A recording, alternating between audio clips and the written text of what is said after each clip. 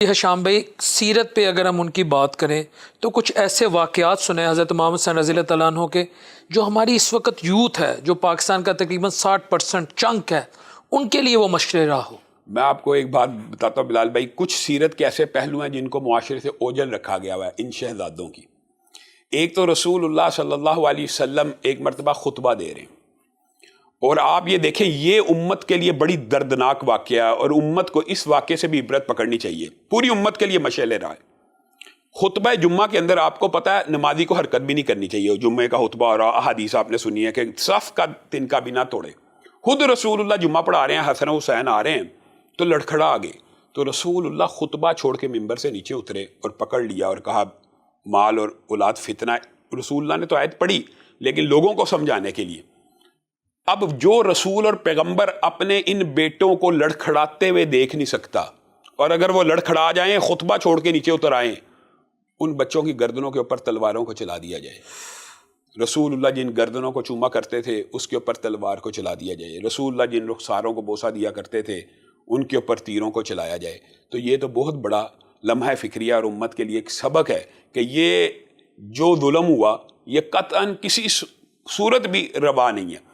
اب یہ دیکھیں کہ رسول اللہ صلی اللہ علیہ وسلم، آپ نے کہا سیرت کے جو بعض پہلو ہیں، اب یہ تو حضرت حسن و حسین کی سیرت کا یہ ہے کہ رسول اللہ خود اترے، لیکن ایک پہلو ہمیں حضرت حسن کی سیرت کا بھی یاد رکھنا چاہیے۔ رسول اللہ نے 3 مختلف مقامات کے اوپر 3 احادیث ہیں جن کا مفہوم آپ کے سامنے رکھتا ہوں۔ حضرت حسن کو جب بھی دیکھا تو کیا کہا؟ یہ میرا بیٹا سردار ہے، یہ میرا بیٹا سردار ہے۔ حضرت حسن کے بارے میں صحابہ پوچھنا چاہتے تھے کہ کس وجہ سے، تو رسول اللہ صلی اللہ علیہ وسلم نے ازہد بتا دیا، اس لیے کہ یہ ان قریب مسلمانوں کی 2 عظیم جماعتوں میں صلح کروا دے گا۔ ان جماعتوں کو رسول اللہ صلی اللہ علیہ وسلم نے عظیم بھی کہا، مسلمان بھی کہا، اور اس بیٹے کو سرداری دنیا میں یہ لفظ کے ساتھ کہ میرا یہ بیٹا سردار ہے اس لیے دی کہ یہ مسلمانوں کی 2 عظیم جماعتوں میں صلح کروا دے گا۔ اور حضرت حسن نے اپنے نانا کی اس پیشین گوئی کو ایسا پورا کیا کہ آپ سے پوچھا جاتا تھا، انہوں نے کہا میرے ساتھ دلیر بھی تھے، میرے ساتھ جرنیل بھی تھے، میرے ساتھ شجاع بھی تھے، میرے ساتھ لڑنے والے بھی تھے، اور اگر اس دن میں لڑ پڑتا تو خون کی نہریں بہہ جاتی، لیکن میں نے امت مسلمہ کے افراد کا خون بہانا مناسب نہیں سمجھا۔ اس دن انہوں نے حضرت امیر معاویہ سے صلح کر لی اور امت ایک خلیفہ کے اوپر متفق ہو گئی۔ تو اس سیرت اور کردار کو بھی تو دیکھنا چاہیے، قربانی دونوں نے دی ہے۔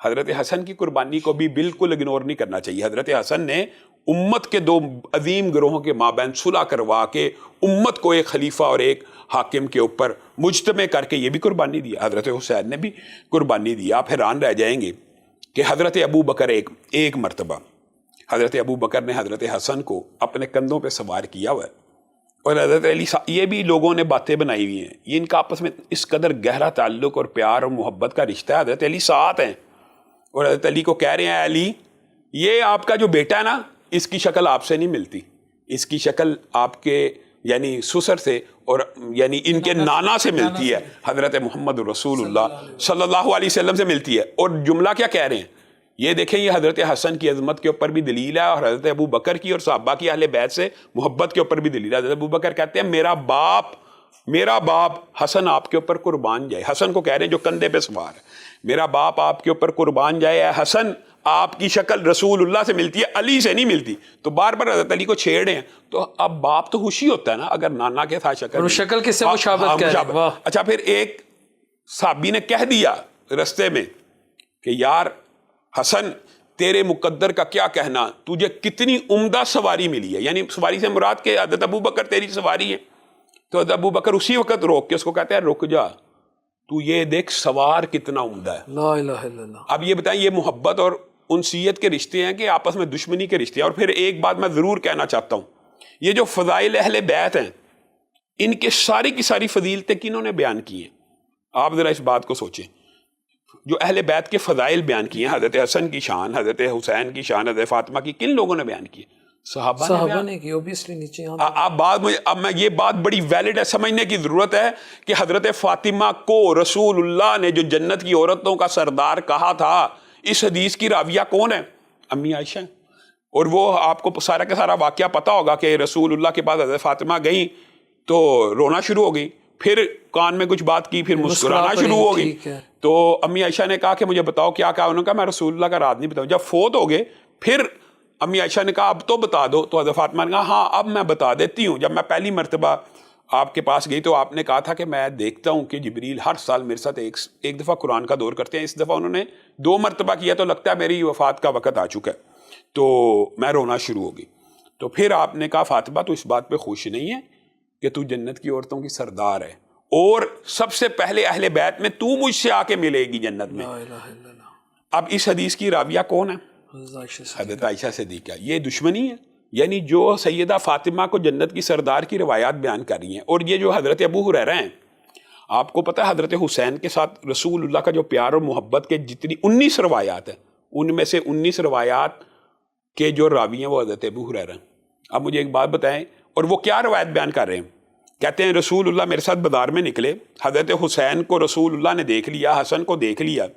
یہ حسن و حسین ان کی عمر کا بڑا کم فرق تھا, 11-12 ماہ. ہاں, تو یہ بالکل اکٹھے, تو صحابہ بھی ان کو اکٹھے ذکر کیا کرتے تھے.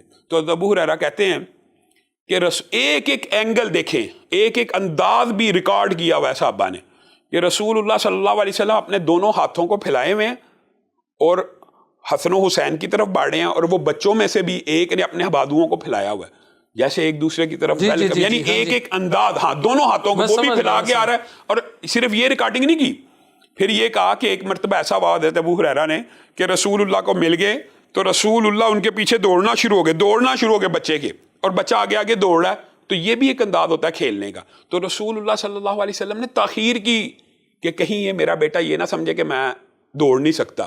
رسول اللہ اس کے پیچھے دوڑ رہے ہیں اور وہ یہ سمجھ رہے ہیں کہ میں تیزی سے دوڑ رہا ہوں اپنے نانا سے, میں اپنے نانا سے تیز دوڑ رہا ہوں. تو رسول اللہ ان کو کچھ تھکا کے بڑی دیر بعد پکڑتے ہیں تو بچہ خوش ہو کے ہنسنا شروع کر دیتا ہے. یہ بچوں کا انداز ہوتا ہے کہ پکڑ لیا بلا ہے, لیکن پہلے اس میں اعتماد دیا. پھر حضرت ابو ہریرہ کا یہ دیکھیں, حضرت ابو ہریرہ کے پاس حضرت حسین آئے تو حضرت ابو ہریرہ نے کہا حسین اپنی قمیض کو اوپر کر لیجئے.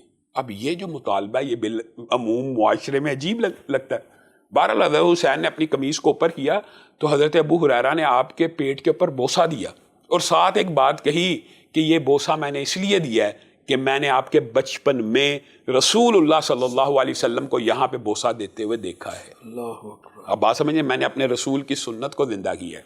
یعنی رسول جن کو بوسے دے اور اسی امت کے بعد افراد کلمہ گو ان کے گردن کے اوپر تلوار کو چلا دے, تو یہ تو بہرحال ایک بہت بڑے ظلم کی بات ہے. اور یہ بات بھی میں کہنا چاہتا ہوں آپ کی وساطت سے کہ بعض لوگوں کا یہ خیال ہے کہ قاتلین حسین کے بارے میں اہل سنت کا یا اہل حدیث کا موقف جو ہے اس کے اندر کوئی نرمی پائی جاتی ہے. ہرگز نہیں. جو بھی سیدنا حسین کے قتل کے اندر ملوث ہے ہم اس کو ملعون سمجھتے ہیں. بے شک. ہاں, یہ بات ہے, تب اس میں کوئی میرے خیال میں اختلافی بات نہیں ہے, لیکن جان بوجھ کے بنائی ضرور جاتی ہے.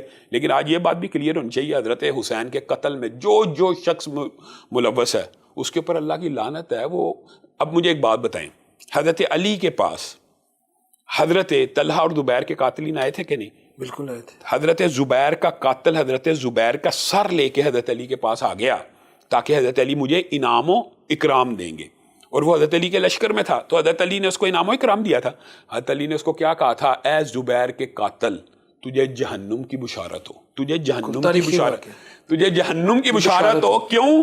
کیونکہ میں نے رسول اللہ سے سنا تھا ہر نبی کا ایک حواری ہوتا ہے اور میرا حواری زبیر ہے. اب بات سمجھ رہے ہیں؟ تو اب یہ سمجھ لینا کہ حضرت حسین کا جو قاتل ہے اس کو جہنم کی بشارت نہیں ہے, وہ لعنتی ہے, ملعون ہے, ہر قسم کا اس کے اوپر عذاب ہے, اور اہل سنت اس سے بری ہیں. ہاں, یہ اختلاف ضرور موجود ہے کہ ہم یہ سمجھتے ہیں کہ اہل بیت میں سے جو افراد زندہ بچے تھے جن کو وہ قاتل کہیں گے, جن کے اوپر وہ الزام لگائیں گے, ہم ان کے الزام کو مانیں گے.